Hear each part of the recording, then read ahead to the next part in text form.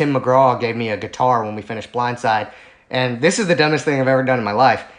Good morning. This is a wake-up call with Josh and Val. In today's episode, our guest will be Jae Head. He's an actor that you may know from the movies like Hancock, The Blind Side, or TV show Friday Night Lights. So here is Jae Head. So with all this that's happening, there's no shoots. So Yeah. what have you been working on, and what should other actors be working on at this moment in time? Find something you're not great at and become great at it. For the most part, everybody's got time on their hands right now. I just spoke with my manager today, and she was telling me that she's got a bunch of people that are actually they're finding material of characters they think they could play, characters they want to play, and they're filming they're writing stuff and filming self-tapes as that character. And then they're sending it to, their manager or their coach and saying, what do you think about this? Do you have any notes or anything like that? And I think that's a great idea.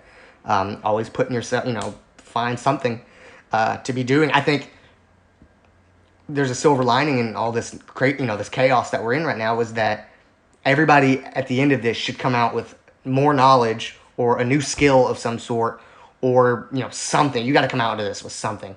Whether that's just read a book, something to learn. Tim McGraw gave me a guitar when we finished Blindside, and this is the dumbest thing I've ever done in my life. He gave me a guitar, and he said, when we finished, he said, "Hey, if you ever learn how to play that, you'll come on stage, you play it with me." And I never learned how to play it. So, what an idiot, right? So literally while we're here, I got buddies here that that I'm with, and they play guitar, and so I was like, "Hey, teach me how to play this thing." So I have this guitar that I've never even picked up, really picked up.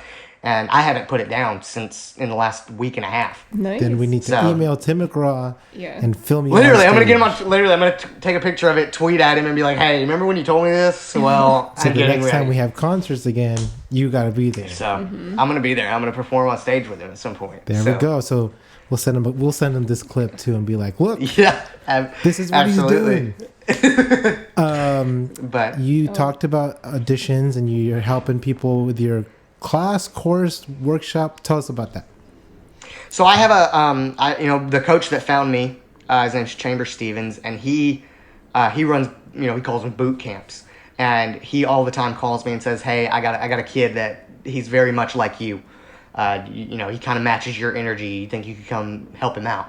And so I'll come work with him because I can relate to a lot of these kids. I've worked with people that are, in their 30s and 40s. I've worked with kids that are my age. I've worked with kids that are like 5, 6, 7 years old. I've worked with everyone. And I really enjoy doing that because you kind of get to see the next generation of people. And you get a lot of perspective on different people. So that's one thing I do. I also have a buddy of mine. He was actually played the bigger kid in the movie Super 8 that Spielberg directed, the one about the train crash. So me and him are actually really good buddies. And we were working, before all this happened, we were working on creating our own little workshop together. Having maybe once a month or, twice a month, something like that. Having a couple kids, because there's a lot of acting coaches out there that help you, with, scripts and stuff like that. But there's not really anybody out there teaching people how to get ready for auditions and, how to mentally prepare for that, because that's something you just kind of got to learn, because nobody really tells you anything. You just go in the room and you figure it out as you go.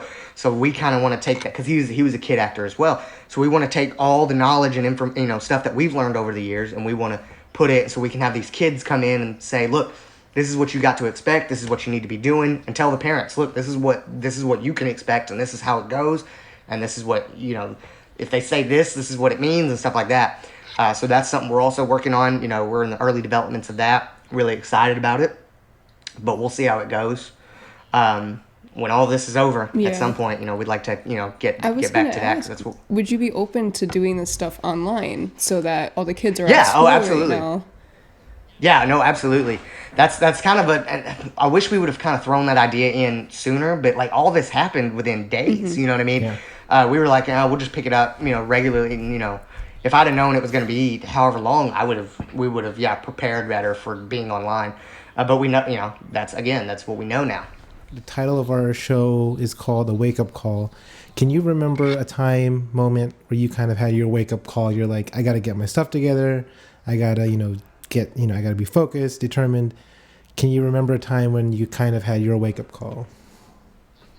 I never had that until I moved out here and as a grown adult.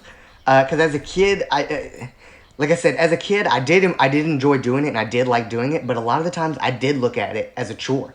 I didn't like doing the audition, and I still really don't like auditioning. I just don't like doing it. That's just how I am. But I'll do it because it's necessary.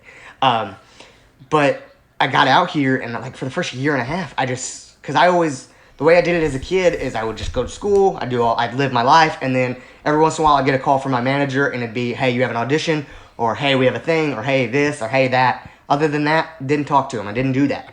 So that's how I grew up in this business doing it. So for the first year and a half, that's what I did. That's how I lived. It's like, well, my manager didn't call me today, so I guess nothing happened. And then I looked up, and a year and a half went by, and I was like, nothing happened in a year and a half. What are we doing? So I had that wake-up call of, dude, it's on you. Yeah. You're gonna, if you that might have worked in the past as a kid, but nobody's gonna knock on your door with a list of here's all the stuff you want. That doesn't, it doesn't work like that. So I had that wake up call of, dude, you got to get up if you want to get an audition or if you want to get a meeting for this show or for this movie, you're gonna have to pick up the phone and piss off somebody or annoy somebody enough till they actually pick up the phone or they just tell you to leave. Which I've had both. I've had so I'm not afraid to. I literally.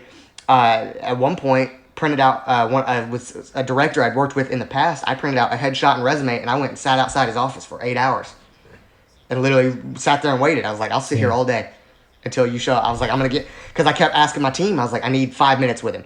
Oh, okay. Well, we're trying. We'll see what we can do. We'll pick up the phone, and then nothing ever happened. I said, you know what? Never mind. I got it. Don't worry. I'll do it. So I was like, I'll whatever it takes. This show is brought to you by the Beating the Odds Foundation. If you want to learn more about the Beating the Odds Foundation, please visit their website right here, beatingtheodds.org. Learn it, breathe it, live it.